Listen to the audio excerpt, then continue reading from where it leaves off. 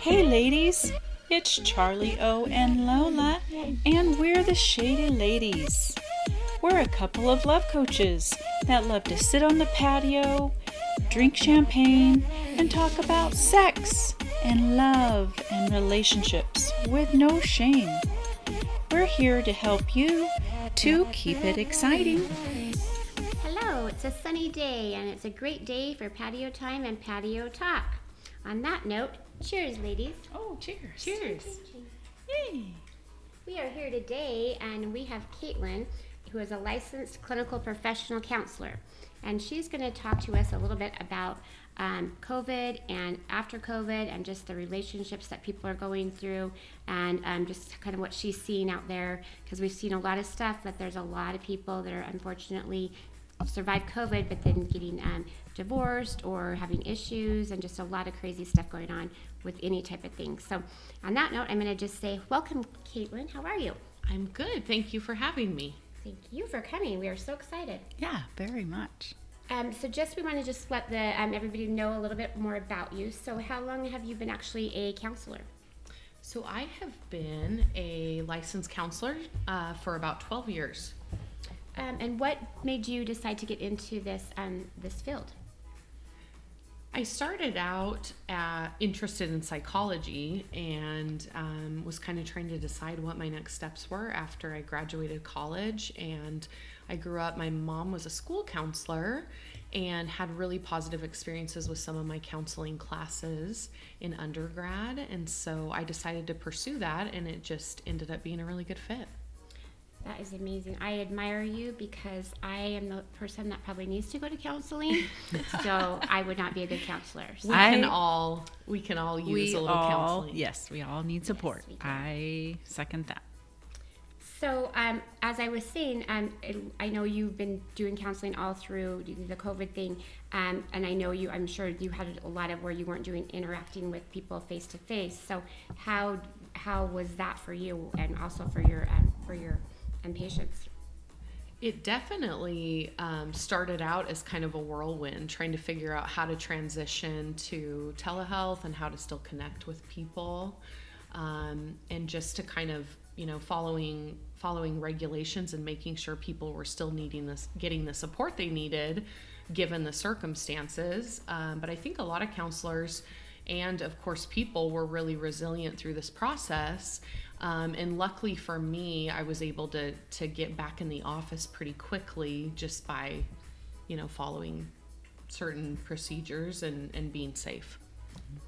Did you have anybody that was kind of more of those people that were very needy, that may be going through a divorce or something that, really wanted to actually see you and have that more one-on-one, type of contact? Yeah, it's interesting to see how my attachment relationships with my clients have shifted throughout the process, because it did activate a lot of issues in people that maybe I was previously seeing, but they hadn't, that wasn't something on their radar. And so you might have seen families who all of a sudden were dealing with issues that really hadn't been an issue in their relationship before, just because of all the changes that came with the shutdown and with being in such close proximity together.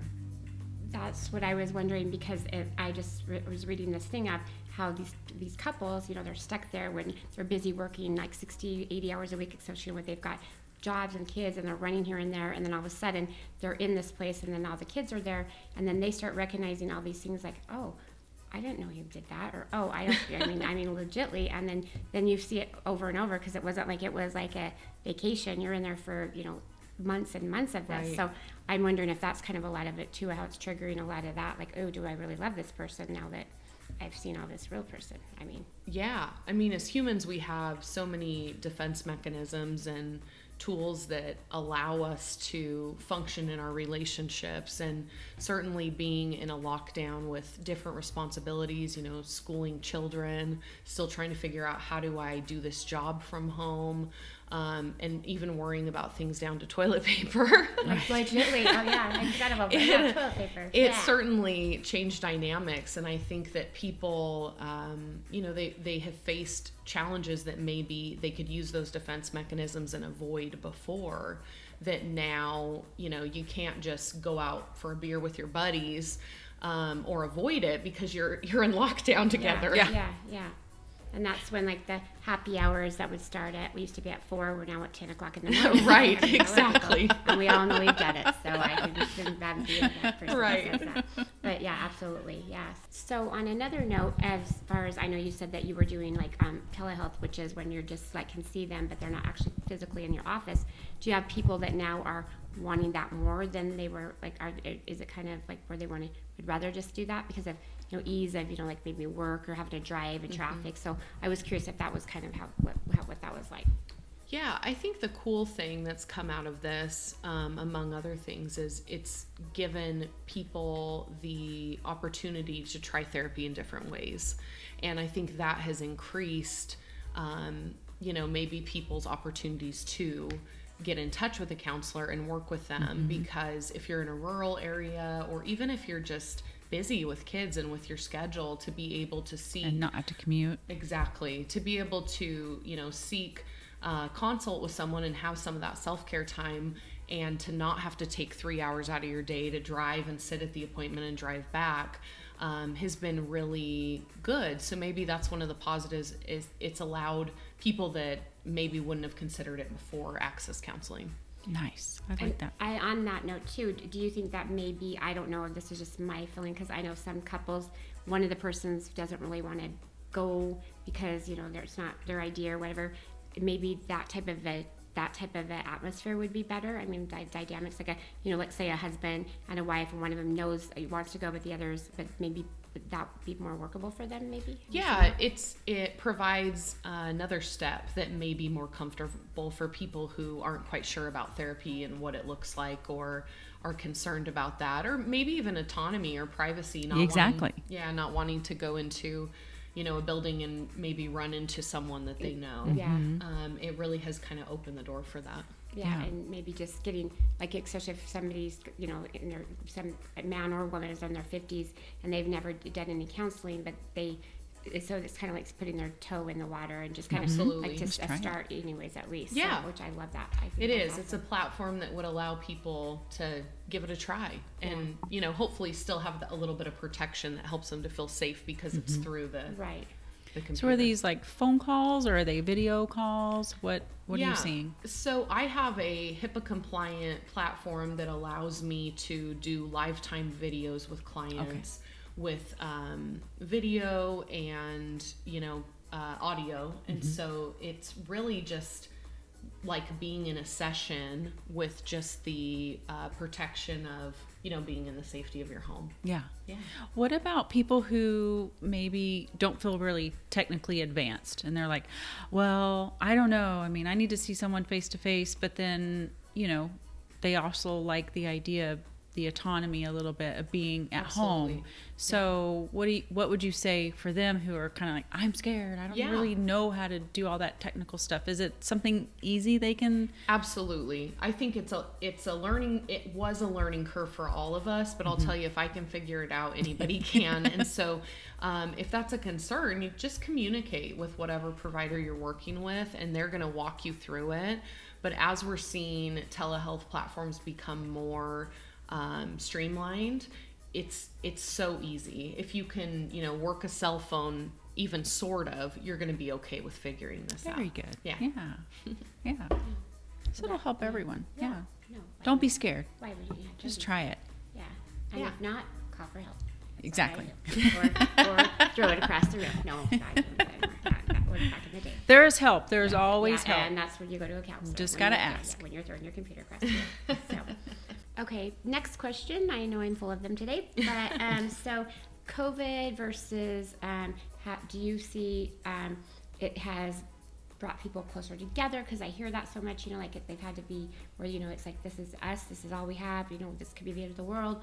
Or COVID, where, oh my gosh, I got to get the hay out of here, and this person I can't stand. You know, is it kind of like in the middle, or what are you seeing out there, like and what are kind of some of the stories about that? Yeah, I've seen both sides of the coin. I think it really forced people to examine, you know, that you couldn't fill or distract yourself with busyness and stuff.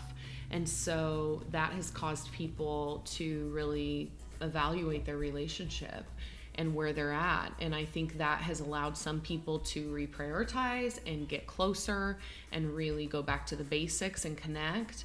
And it has also allowed some people to recognize, you know, we're really just not healthy together.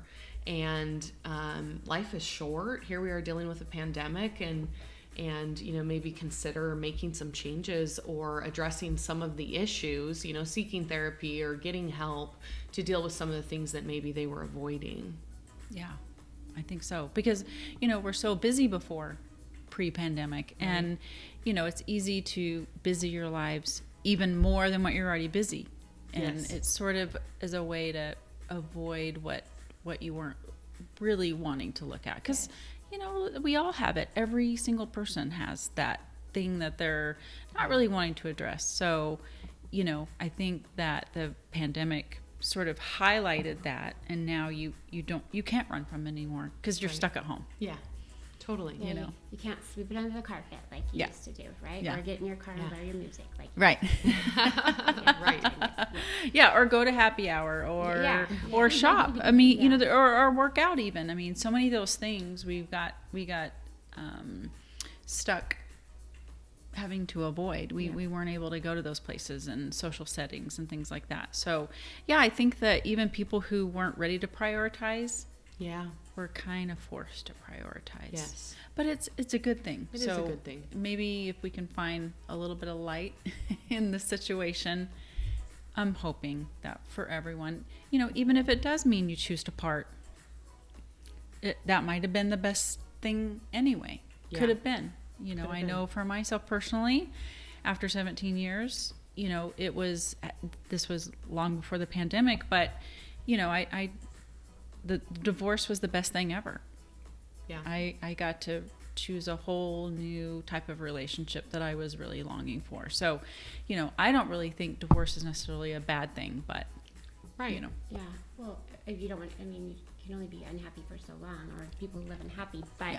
I do feel like also too, I think with the whole COVID thing, that some of the people that were kind of maybe wanting that, you know, had that in the back of their mind, they had time to actually think about it and kind of like really take time and go inside and kind of, because what else were we doing besides happy hour drinking at 10 o'clock Right. in the morning? But most of the I mean, I time, don't know. I don't know. I'm asking that. And exactly. figuring out Zoom. Right? Yeah. Oh, yeah. Right. Exactly. Yes. But yeah, I think that Yes, some of those I people had a that were few- on the break, right? yeah, I had a few pound on the computer times with Zoom. Or that you would forget you were on Zoom. Oh, That could always happen. I didn't have that. Thank Oh. God. I have not been that person, but I'm sure I probably could have been. We saw the videos. Yes. There Yeah. were a Yeah. few. I've Yeah. heard some school teachers talking Yeah. about that. Oh man. It's like, oh yeah. It's like parents. My sister is a teacher, and one time she had to start calling because they have the phone numbers of the house, and that she had to start texting because Turn your video off. I mean, think about it. They forget about parents just kind of forget. The dad forgot. And I mean, he wasn't like obviously naked, but Yeah. still inappropriately for It's such a kindergartners. huge learning curve through all of that. And so, you know, I think we're going to have to learn a new normal, Yes. you know, post-pandemic. And so, yeah, that's why I've been so curious to hear kind of what you're seeing and what people are going through. I mean, obviously, there's been a huge shift Oh yeah. in relationships. And thank you. We appreciate you coming today. Thanks and for having me. talking to us, because this is such an important topic, especially post-COVID. And, you know, we want to strengthen people and relationships, and, you know, it's what makes the world go around. Absolutely. We appreciate you guys starting the conversation for people. Yeah. Making it safe Thank to you. talk about it. Yeah, wonderful. We hope to have you back. Absolutely. Thank you.